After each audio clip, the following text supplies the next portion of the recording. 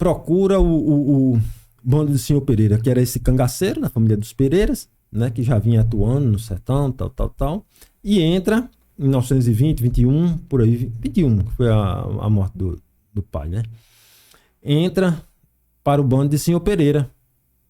E aí, pronto, passa a ser um cangaceiro profissional de senhor Pereira. Como soldado de senhor Pereira, né? Não era ainda o chefe de grupo que ele viria. E sabe mais ou menos quantos anos ele tinha nessa época? Isso foi em 21, 20 anos. 21 anos, 21 anos, ou 22, 21, 22 anos. Nessa novo, faixa. Né? É. Como era a regra, né? No cangaço, ele até que entrou já maduro, viu? Já maduro, porque no cangaço era normal você ver adolescentes com 16 anos, cangaceiros com 16, 17, 18.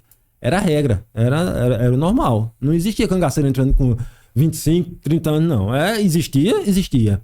Mas casos pontuais, tal. A grande parte eram jovens, bem jovens, entre 16 e 23, 24 anos, essa faixa etária, certo? Até porque para aguentar aquela vida, meu amigo, se não fosse caba novo e muito bem, não aguentava não, né? O cara andava muito, o ambiente tá hostil. Vamos falar sobre isso aí, falar sobre isso aí. Mas aí ele passa a entrar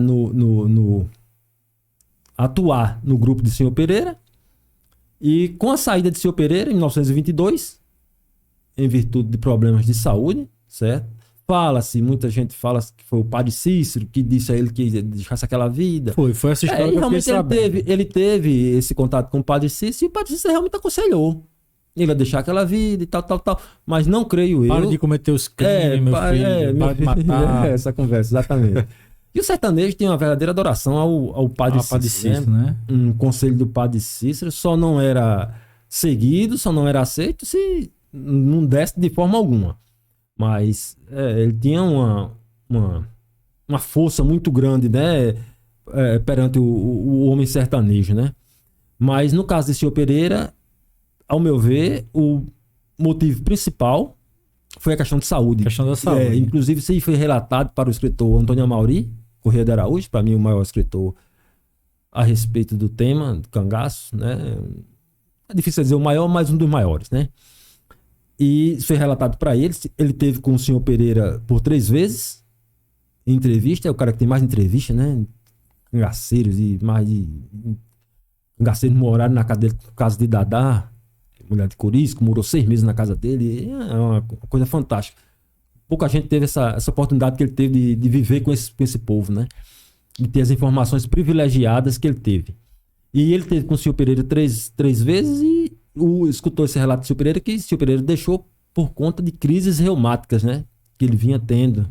E não estava aguentando mais a vida de cangaço, né? Que realmente aquela vida para quem tinha qualquer problema de saúde não tinha a mínima condição. Que você anda muito. Não tinha a mínima condição de forma alguma. E ele, essas crises de reumatismo dele levaram ele a abandonar o cangaço e ir embora para Goiás. E viveu até a morte lá ele morreu, se eu não estou enganado, em 1979, senhor Pereira, no interior de Goiás, aquela região lá de Goiás. E ele dizia que de todos aqueles comandados que ele tinha naquele momento, o único que teria condição de chefiar o grupo e levar o grupo à frente seria Virgulino. Então ele elegeu... Ele deixou o comando, passou o comando para Virgulino. Ele disse, né, já em entrevistas, disse Antônio Amauri, que era o único que ele via naquele momento que tinha condição de ser líder. Em pouco tempo o Lampião se mostrou, né? Mostrou o seu espírito de liderança, mostrou a sua inteligência superior, que realmente é inquestionável isso aí, que goste ou que não goste dele, que concorde ou que não concorde com o que ele fez, que aí é outra questão, mas que ele era um cara diferenciado para sua época, isso aí não, eu acho que ninguém é inquestionável isso aí.